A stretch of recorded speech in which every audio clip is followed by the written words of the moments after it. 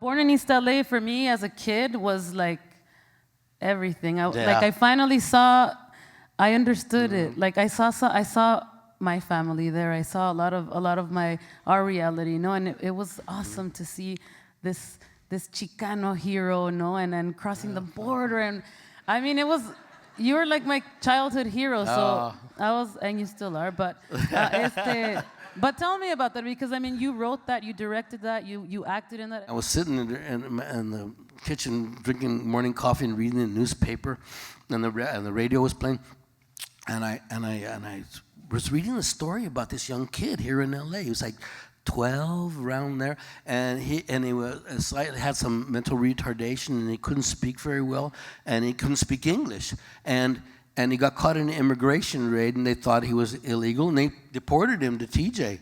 And unbeknownst to his parents, they looked for a month. He was on the streets of TJ by himself, this poor kid, and nobody knew where he was. They finally found him, and at the same time, Bruce Springsteen's song "Born in the USA" was playing on the radio. I'm reading this, poor kid, he was born in East LA, man.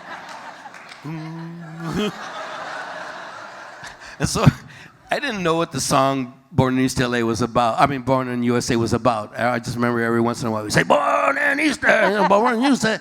So I had to go down to the record store to get the record, and this is about returning Vietnam vets and blah blah blah, and I had to get permission to parody it, you know. And I thought, well, Bruce Springsteen's cool, man. He's gonna give me, and he turned out to be cool. You had to find him, you know, because he was all over the world. But the very first time Bruce Springsteen ever played with a band, he was a folk singer kind of that, and made one or two albums. But the first time he ever played with a band, he opened for Cheech and Chong. Oh yeah. The video came out, and it was a giant success on MTV.